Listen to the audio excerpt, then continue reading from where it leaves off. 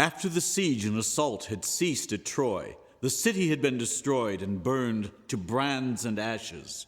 Aeneas and his high kindred afterwards conquered provinces and became patrons of well-nigh all the wealth in the West Isles. As soon as rich Romulus turns him to Rome, with great pride he builds at once that city and names it with his own name. Tisius turns to Tuscany and founds dwellings. Longobard raises homes in Lombardy. And far over the French flood, Felix Brutus establishes Britain on many broad banks where war and waste and wonders by turn have since dwelt, and many a swift interchange of bliss and woe.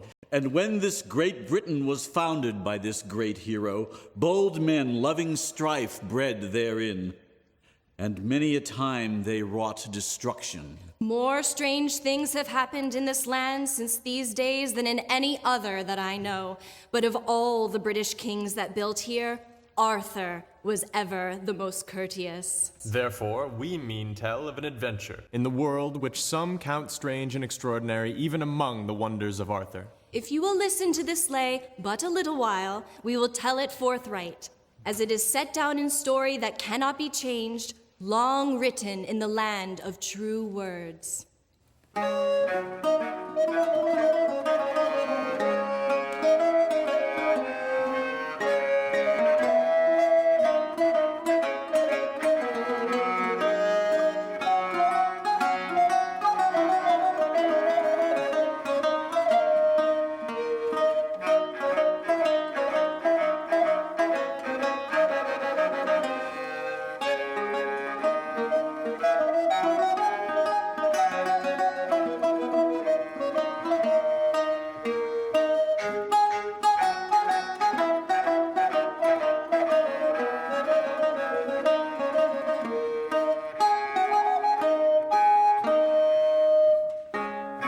The king lay at Camelot, honoring Christmas, with the world's greatest knights all gathered together. How richly they reveled, the Round Table's brothers, with carols to welcome the coming of Christ, with din of the joust by day, with dancing by night. The cold sun rose and set on earth's coast of snow, revolving 7 times round, till one night remained in the year. Lords and ladies sang noels, laughed and gave gifts, and turned to the table when heralds sounded the trumpets.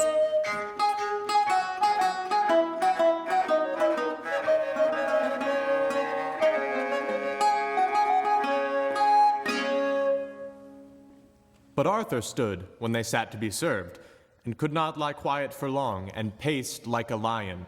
And he thought, walking the hall, of another thing, of a solemn oath he had sworn not to sit down at feast till he heard a high adventure or blessed a hero's quest. And so, curtailed in his kingdom, the king avoided his throne and talked with his guest of trifles around the high table. Then came the first course of the feast, with cracking of trumpets, the merry noise of the nakers, and medleys of many pipes. The lute shed its tears and plucked out light notes. Bright wine and strong beer washed the meat down thirsty throats.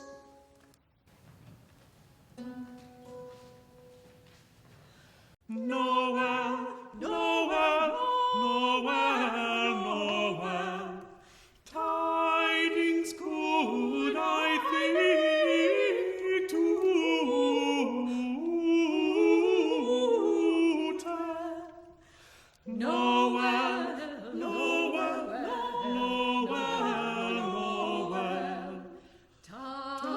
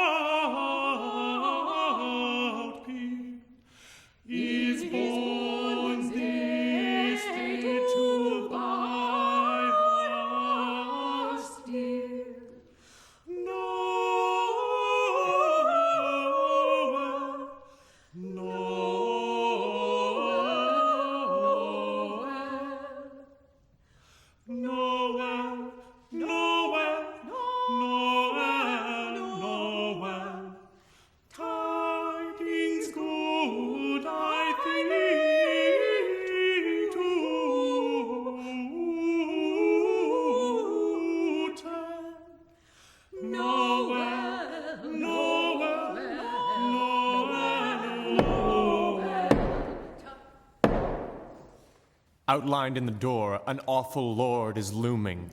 Only half human he seems, the other half unholy. His mass is monstrous, too tall to measure. How grim is the bulk of his back and his breast. But how worthy of worship his face, how dainty his waist, how fine in his form, and how handsome his figure. He bears no sword and no spear, and speaks no threat, but holds in his hand a branch of holly. His steed puffs stiffly and strains at the bit. And green as grass is this graceful knight. His beard and the hair of his head, and his horse's appointments, all green. From the brightly stained banner above his head, embroidered with birds of gold on a brilliant verdant field, to the stirrups he stands in, crusted with gems and stones, his martial clothes clang on colorful skin. He cries to the court, "I seek this company's king." With fear astounded, they think him a phantom or fairy. But Arthur, not subject to awe, answers the elf. I am head of this house, and happy to greet you. Come sit, and sample our feast, and drink from fellowship's cup. The phantom guest refuses. "I did not come for food. Peaceably here I sue, as befits this sweet season, to partake of the Yuletide sport and play you a prank. I crave of your courtiers a game for Christmas. Whoever thinks himself hardy, I challenge such a man here to strike off my head and receive a stroke in return. He shall take in hand this axe so heavy to handle, and still as stone shall I stand to receive his blow. But in a day and 12 months I shall deal back his doom.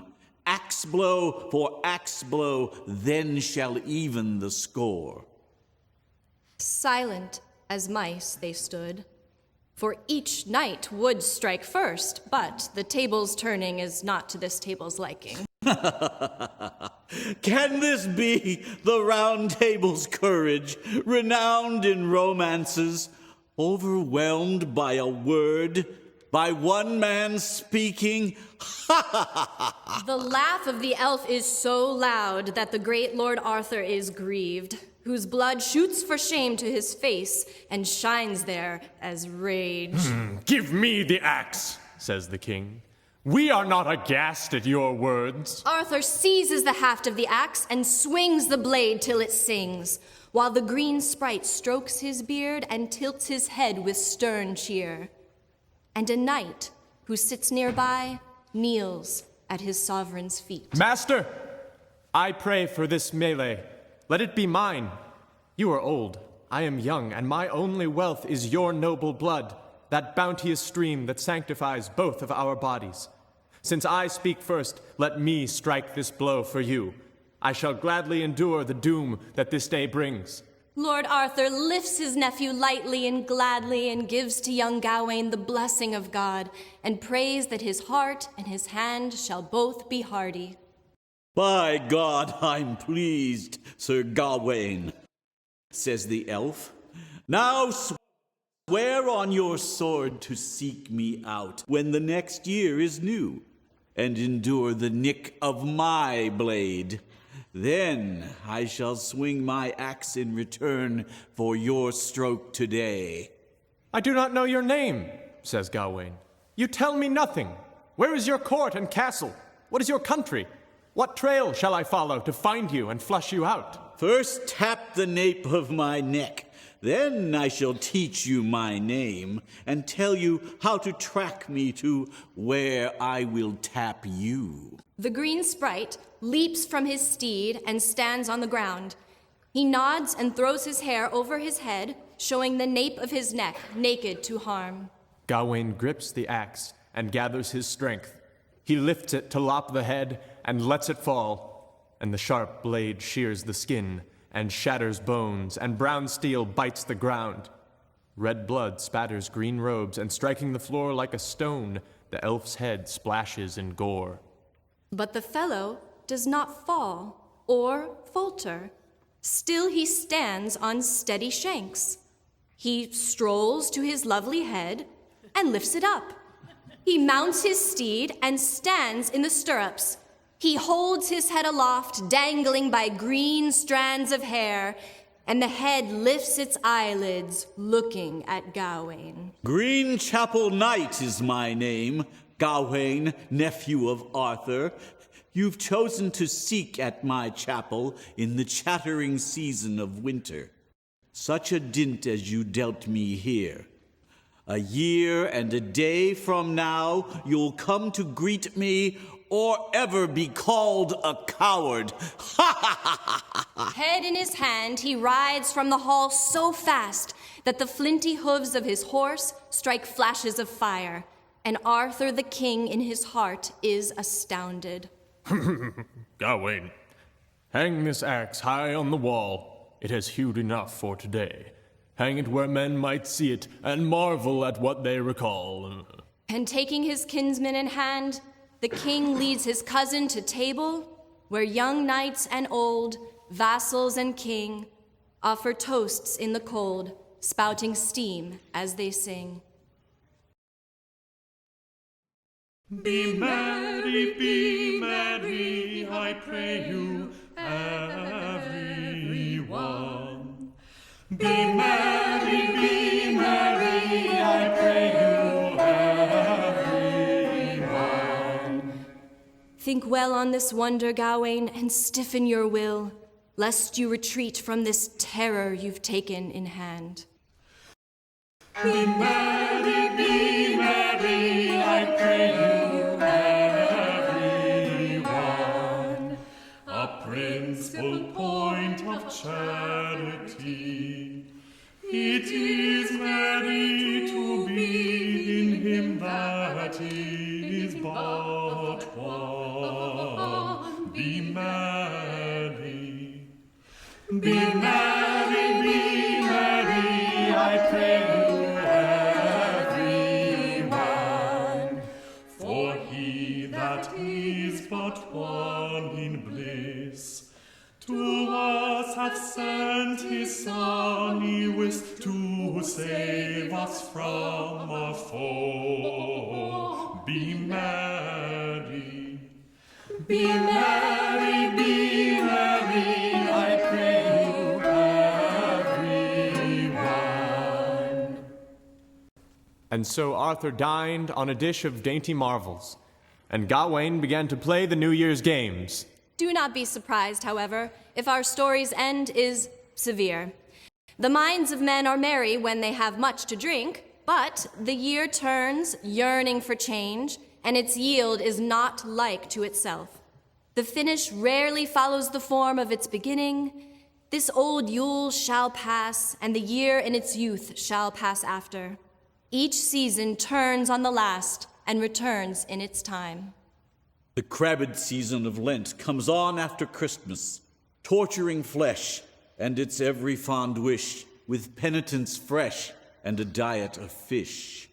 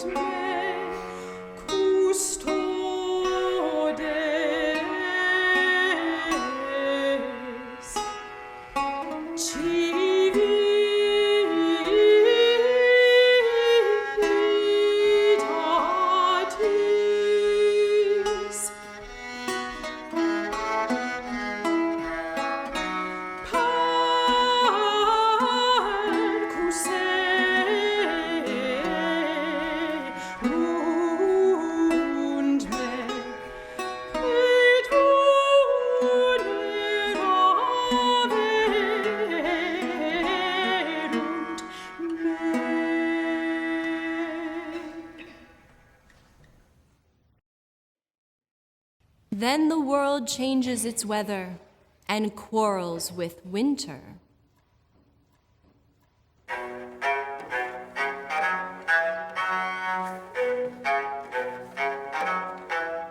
Cold clings to the earth and clouds boil up, shedding warm showers on fields where flowers show their blooms. The grounds and the groves are gowned in green weeds. Birds bustle to build nests, and bravely they sing like small, soft trumpets of summer coming too soon.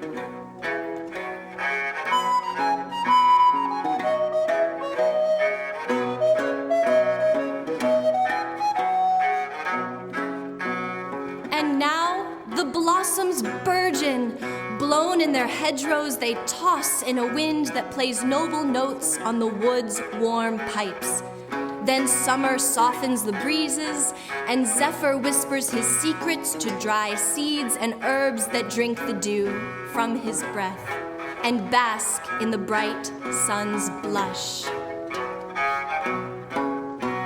Sing cuckoo, no, sing cuckoo. Sing cuckoo, no, sing cuckoo. Summer is a coming in. Summer is a coming in. Summer is a coming in. Sing a saddle blood, sing a wooden hole, sing a cuckoo, sing a kind of afternoon, sing a kind of cuckoo, sing a kind of cuckoo, sing a cuckoo, sing a cuckoo, sing a cuckoo, summer is a coming in. Summer is a coming in. Summer is a coming in. Sing a saddle blood, sing a wooden hole, sing a cuckoo, sing a kind of afternoon, sing a kind of cuckoo, sing a kind of cuckoo, sing a cuckoo, sing a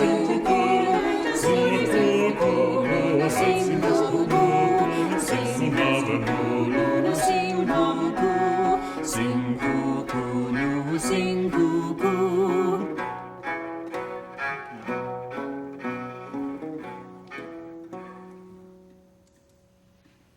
But then the harvest hardens and harries the world, giving warning of winter to wax ripe soon. Autumn drives the dust from dry winds that rise from the face of the field and fly to the heights where sharp winds scar the sky and make war on the sun.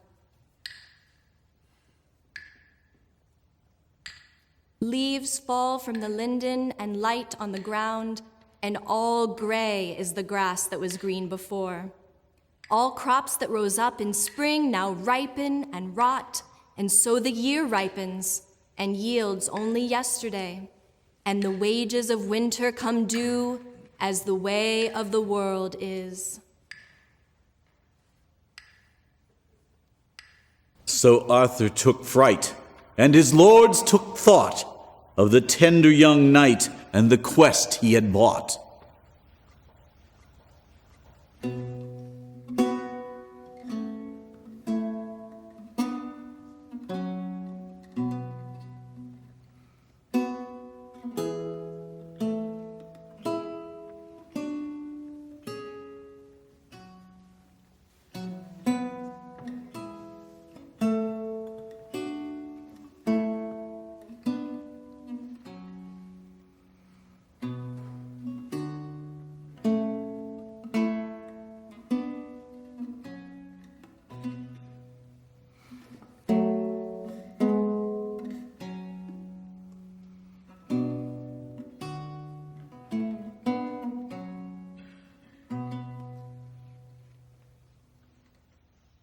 On All Hallows' Eve, the Round Table feasts in his honor with riches and revelry.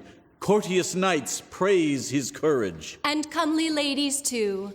There is much mirth at their meal, but they mourn in their hearts that so bold and worthy a man should be bound to withstand such a blow. He asks for his arms, and all is brought to him, and bright is the gold that gleams from his gear.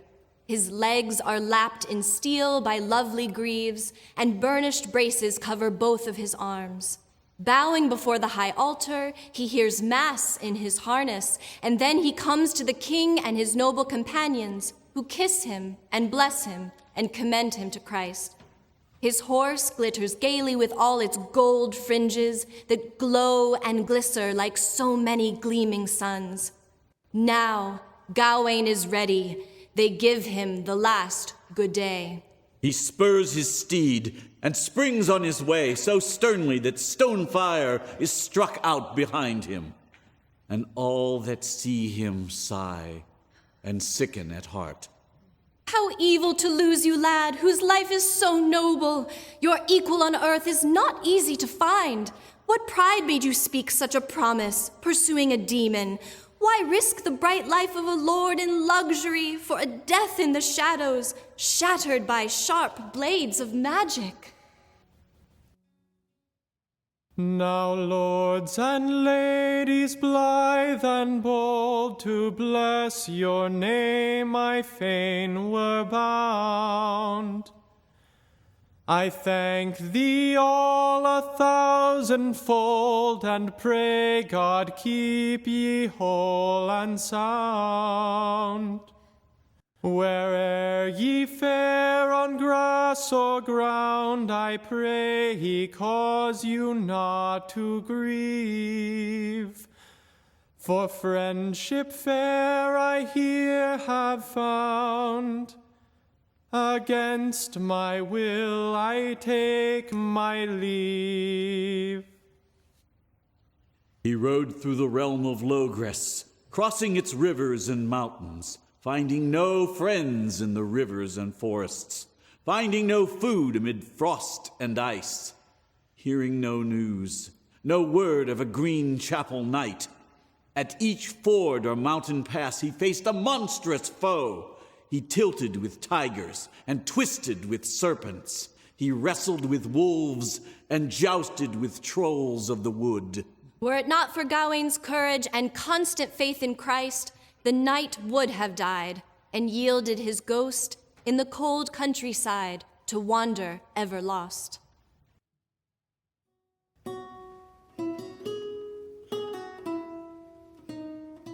He climbed the cliffs of trackless countries as cold, clear water shed by the clouds froze before it could fall to the earth. He would slip amid sleet, almost slain by his fall. He slept through nights in irons amid naked rocks. A cold brook clattered over the crest of a hill and dropped hard icicles from high above his head.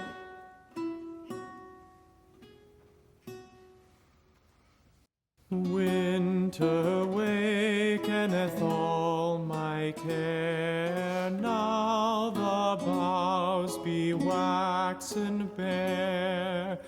Oft I sigh and mournful say when it cometh in my thought, how this world's joy doth go for naught. What before was fresh and green, now doth fade and fail, I ween. Jesu, let thy care be seen. Shield us all from pains of hell. For where I go, I may not know, nor how long I here may dwell.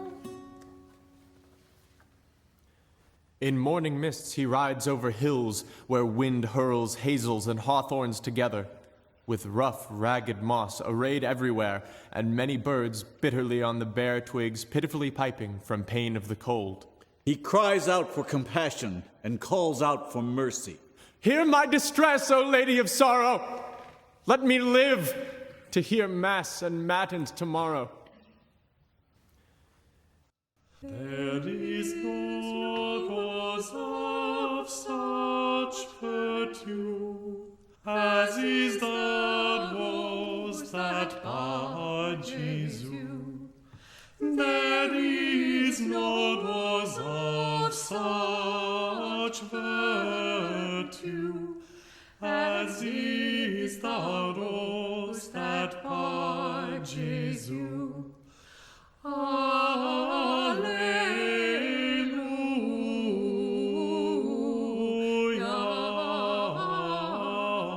Alleluia.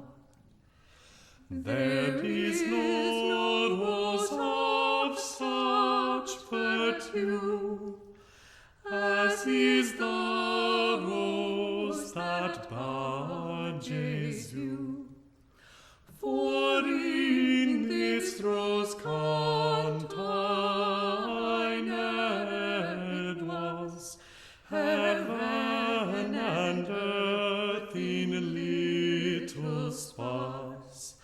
Res miranda.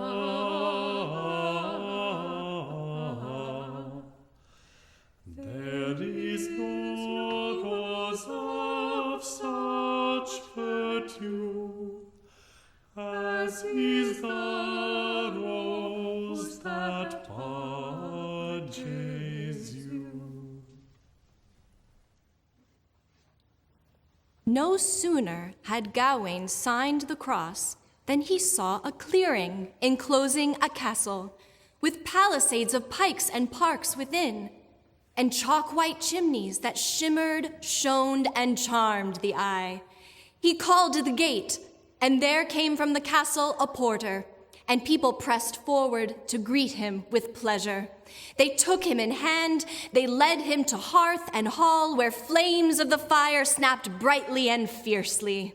The Duke of the castle came down from his dais to welcome and greet Sir Gawain with grace. Gawain saw this great man, who greeted him kindly, and thought him bold in bearing, noble in birth. Strong and tall he stood on stalwart shanks, broad was his beard, the color of beaver's fur. Fierce was his face, and free was his speech. They brought him their richest robes to array him in. They gave him a chair by the chimney where charcoal could warm him. They laid a table on trestles with trenchers on white cloth set, heaped with a feast of fowl, of meats, and diverse fishes, heaped with stews and soups, seasoned with savory spices. The knight of this castle knew it was Arthur's nephew that came to his court from Camelot's country. And stroking his beard, he boasted of his luck. Now shall we surely see chivalry's soul. When dinner is done and daylight is waning and nightfall comes on, the tall knight calls him by name. A word he would have from the boy, a bond to beguile him. But as she comes from her closet with courtly attendants, the tall knight's lady looks the lad over.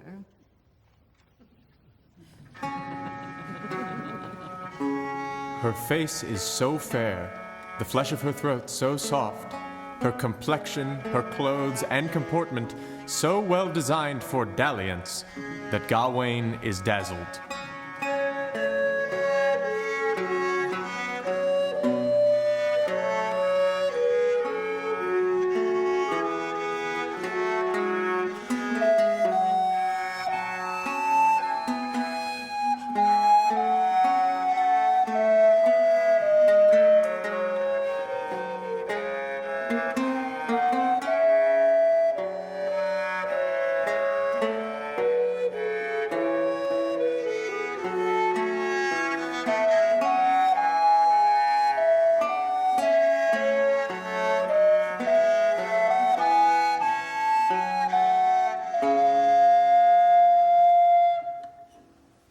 She has scarves of silk on her shoulders, sapphires and pearls at her neck.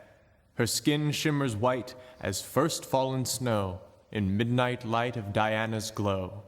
The lady and Gawain like what they look at, Much mirth is made. and for many reasons. Nova, Nova, Ave Vita Teva. Gabriel of high degree, he came down from Trinity, from Nazareth to Galilee. Nova, Nova, Nova, Nova, Ave Vita Teva. I met a maid maiden in a place, I kneeled down afore her face, and said, Hail Mary, full of grace, Nova, Nova, Nova, Nova, Ave Vitativa. When the maiden heard tell of this, she was full sore abashed he wis, and weened that she had done amiss. Nova, Nova, Nova, Nova, Ave Vitativa. Then said the angel, Dread not thou, for he be conceived of great virtue, whose name shall be called Jesus. Nova, Nova, Nova, Nova, Ave Vitativa. Then said the maiden, Verily, I am your servant right truly, Ecce ancilla Domini, Nova, Nova. Nova, Nova, Ave Vitativa. They took comfort and joy of their kind company, delighting in dalliance. And in dear, dainty words. The trumpets and tabors, luters and tinkling pipers played songs to their own taste. And these two played their tunes.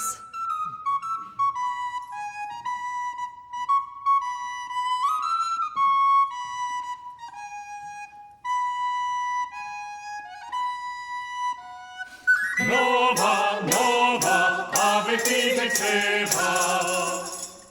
On this high and holy day, my house has been honored, for Gawain has been my guest at God's own feast. It is I whom am honored, says Gawain, to serve an honest host. Then linger where you are loved and stay a few days longer.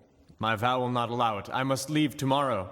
And he told the tall lord of the task he had taken upon him, the daring errand that drove him in darkest days of winter from the court of his king and in such a keen season.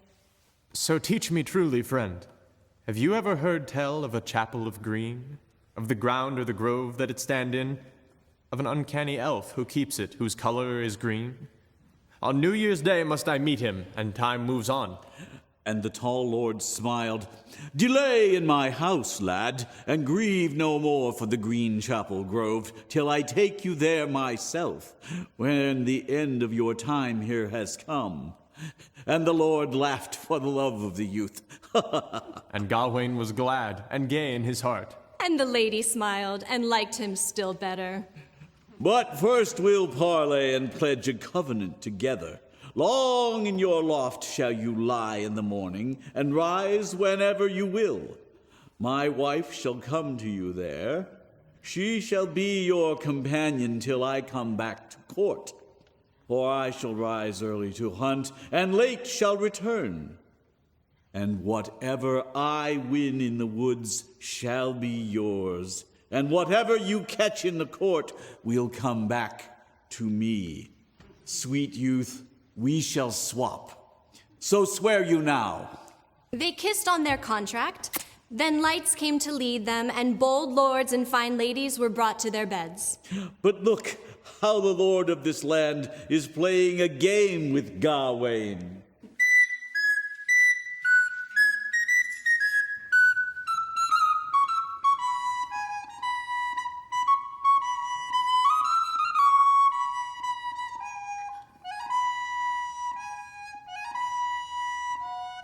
Nova, Nova, Ave Vitativa.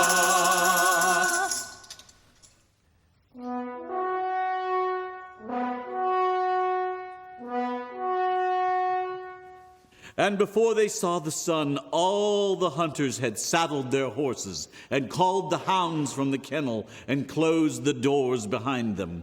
And all wild creatures quaked at the noise of the quest. And arrows slipped from the bow, slant through the sky, and bite deep in brown flesh with their broad heads. And look, deer bray and bleed and die on the banks. And Gawain the Good lurks gaily in bed, and seeming to sleep, hears the slight sound of his door sliding open. He dare not disturb the intruder, but waits, and wonders what will happen.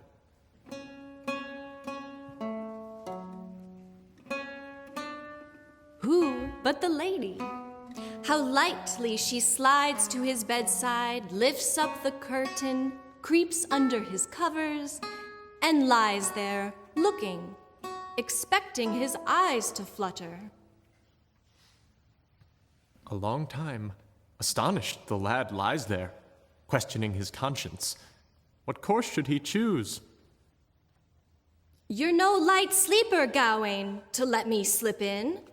I've taken your castle by treason. But now you may trust me to bind you here in your bed till your ransom is bought. I yield myself utterly, lady, but let me leave my dungeon and put on my clothes to keep better company with you. Beautiful boy, I forbid you to rise from this bed. In the iron of my soft arms I've enchained you. So now you're with me and we both are one. My lord and his lads are a long way away. The door is closed and secure. I turned the key myself. So we can lie here a while, speaking and sighing. My body lies open and ready, its riches ripe for your taking. Very seldom in war does the victor serve the vanquished. You value my virtue and my valor too much. It is I should honor your virtue. I'll prove you an impostor. You're posing as Gawain. Ungrateful to lie so long with a lady and not crave a kiss? In mere compassion? She comes even closer. She catches his hand in her strong arms. They kiss, and then... They commend each other to Christ.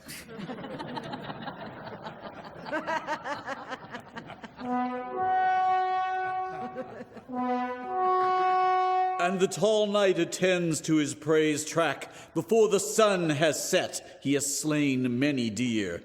He gathers together the greatest and the fattest. His men slit the throats, seize hold of the stomachs, grab hold of the gullets, and heave out the guts. They scrape off the skin and toss the remains to the ravens, and lob to the hounds a feast of liver and lungs, blending the paunch's leather with blood-soaked bread. Now, according to contract, Gawain, let's settle our accounts. With goodwill I give you all the game I have won. Now, what have you caught in my castle? It comes back to me. In goodwill, too, my winnings I give you. Gawain hugs his host to his heart and kisses him kindly, as courtesy allows. They laugh, and for a second night seal the same promise. Whatever I win in the woods will be yours, and whatever you catch in court shall come back to me.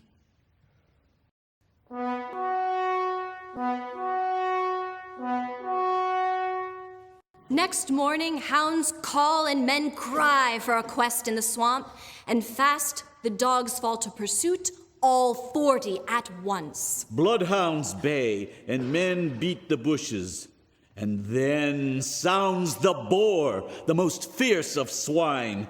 And at his first thrust, he throws 3 men to the earth and hurls many hounds to the ground, never again to rise. But our pure lad lay in his bed till late.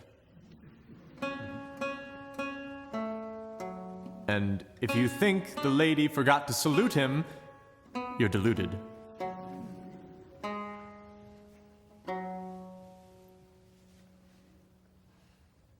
Oh, fool of fickle mind, to forget yesterday's lesson. My text was of kissing, of kindness, and courtesy. A courtier should claim his kiss quickly. Rise up and scale the ramparts. Your attack will meet no resistance, for your strength is such to constrain me to serve you. But how false it would be for a knight to force such a favor. Such gift should be freely given with love and goodwill. No fault could she find in his defense. And no sin was done on either side.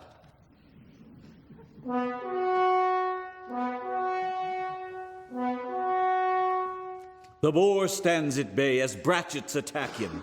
Bowmen shoot arrows, but their barbs bounce away, for the bolts cannot bite into the hide of his body. Though hunters annoy the beast, none will come nearer. Then the tall lord alights on the ground, leaving his courser, and the sheen of his blade is bright as the river whose wild water roils round the boar, the man, and the bowmen who watch from the beach. Then he strikes with his sword and severs the ribs from the breast. The hounds lap up his blood while the hunter's horns sing death.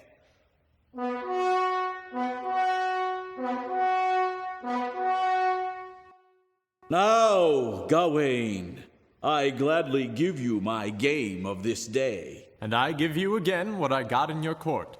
They laugh and they kiss, and the tall king again seeks his contract.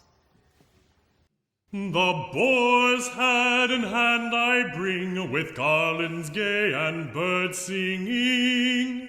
I pray you all help me to sing, Quiesti sine convivio. Caput capit inferno, redens laus Domino.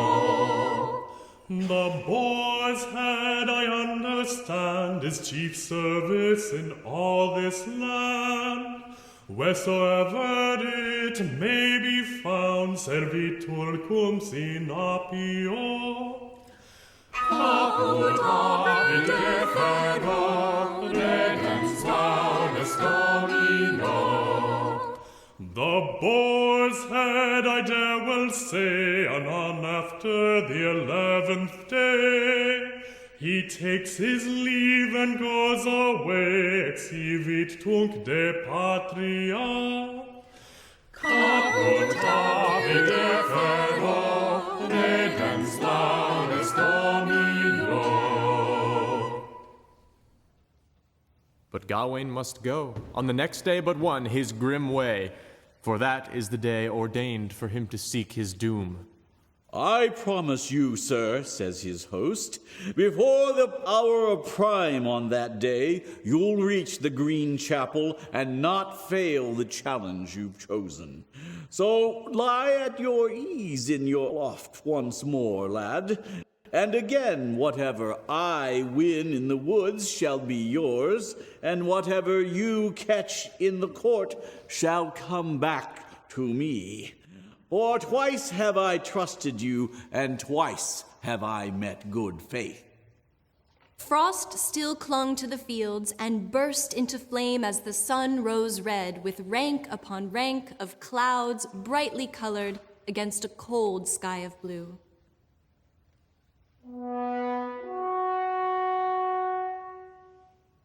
The hounds cried for foxes, and the quest was called out, and the pack met and mingled together, eager for melee.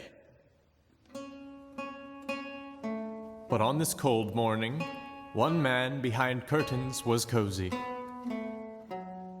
The lady, in longing, did not lie asleep, but rose up early and rushed to his side. Her hair was studded with stones of emerald and sapphire.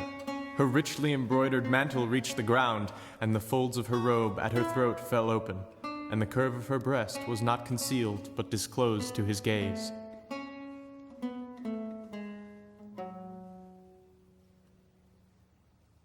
How can a man remain asleep on a morning so clear? He was deep in a dream of his quest and his deeds, but she was so gaily attired, so garbed in glory, that his heart welled up with joy, warmed by new wishes. Of all the world's women, my heart is the most sorely wounded. It's a crime to spurn love from a lady who lies here, unless you have some lover you like more.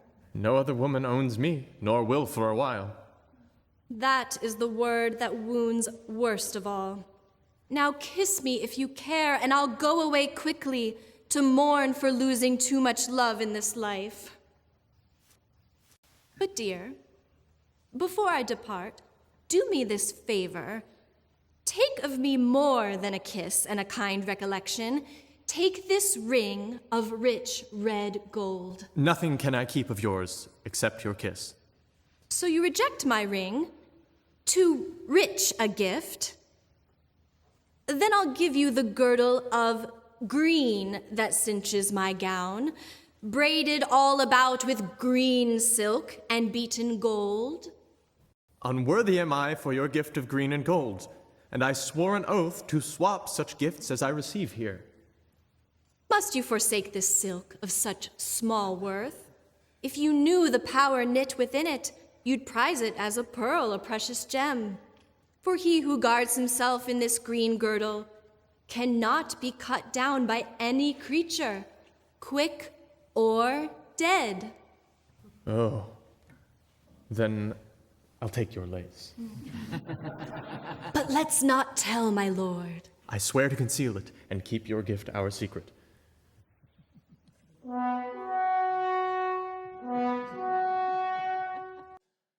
I've hunted the whole day, and nothing I have for my pains but this fox's foul hide that stinks like the fiend.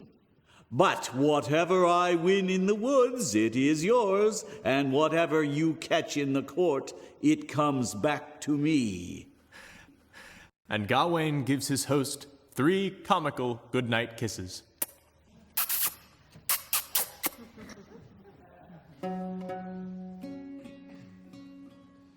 And God drives the earth from day to dark, and night passes now, and New Year comes on. The weather grows wild, and a storm swirls about, with north wind enough to skin a man naked, whipping the birch boughs and whistling through willows. Snow whispers and hisses, the wild creatures shiver, and he locks his lids shut and yet little sleeps. Each crow of the cock confirms his mortal appointment. Early he dressed, ahead of the dawn. Twice girdled round himself, he wound the gay green silk to guard himself against the green elf's swipe. He commended the castle's company to Christ, and they gave him to God, and he left with his guide.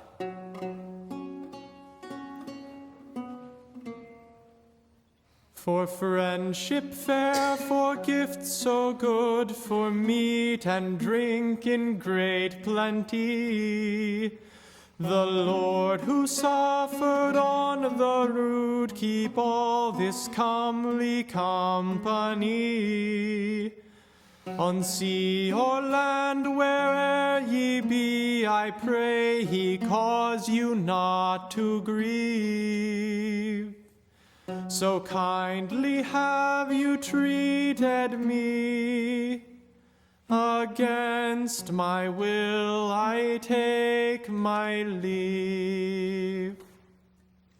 Ice clung to the mountains and cliffs as they climbed, and beneath bare trees a brook steamed and chuckled. And on a high hill overhanging a snow-covered dell, the guide who had brought him there bid him go back. The worst man on earth lives there in that waste. No warrior passes that place, no matter how proud. But this devil's hand deals out his death. So, Gawain, forget your ordeal and go home by some other way. I will hasten to court and hail you as a hero and never tell of the trick we played today. But Gawain rides down the rough slope, then reins in his horse.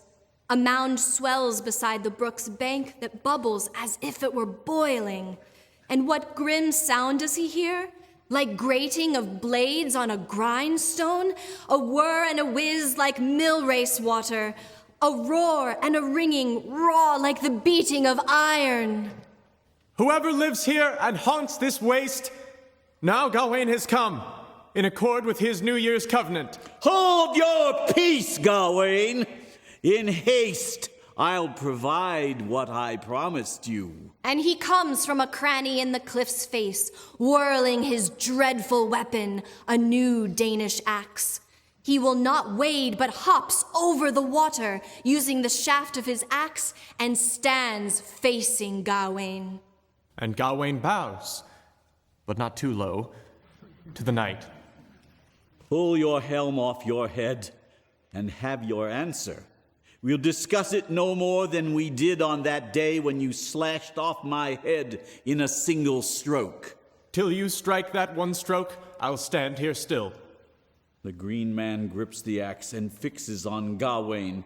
With the brawn of his body, he bears it aloft and lets the axe fall. But Arthur's nephew flinches and shrinks from the blade as it shoots down to shatter his bones. You cannot be Gawain, whom many call good.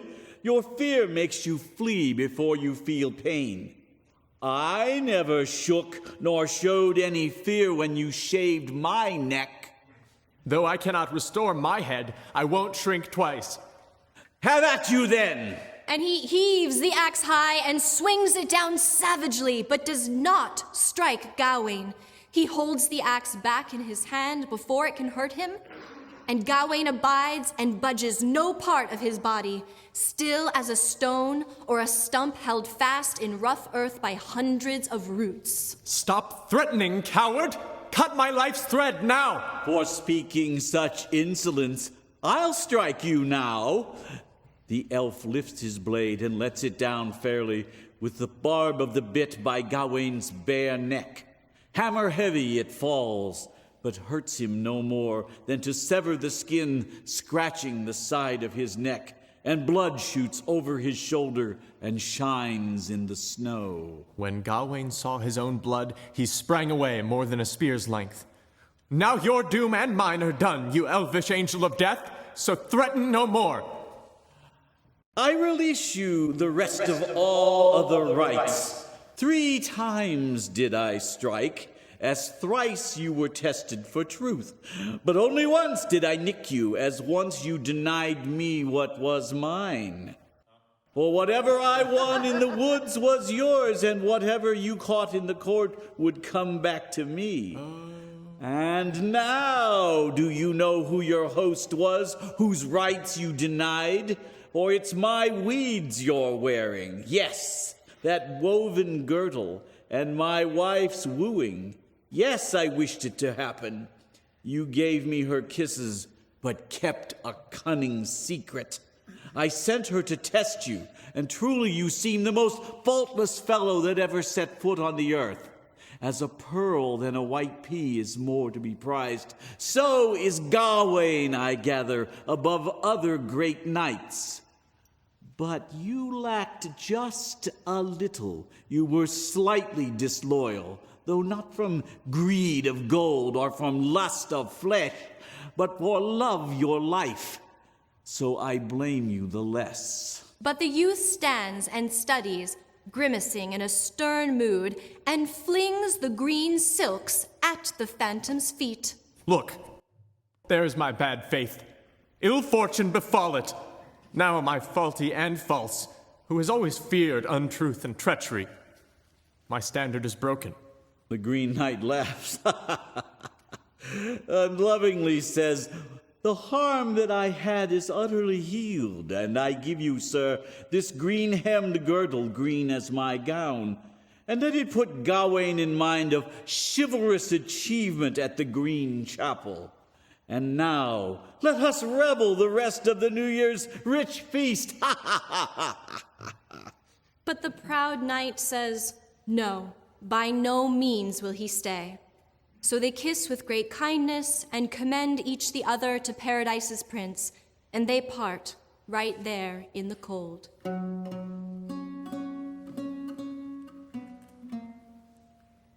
Against my will I needs must wend, nor longer make my biding here. For everything must have an end, and friends may not be ever near. Hold we each other ne'er so dear, notice to quit we all receive. And when we brought our to our bier, against our wills we take our leave. And Gawain rides on wild ways through the world, and endures so many adventures, and is always the victor, that there is no time left in this tale to tell of them. And when he came back to the castle at Camelot, King Arthur came out to kiss and embrace him. But ever thereafter, they said in that court that Sir Gawain grows red at the mention of green.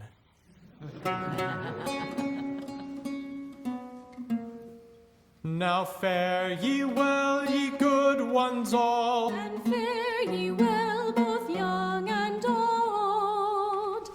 and fare ye well, both great and small. We thank ye all 1,000-fold. Now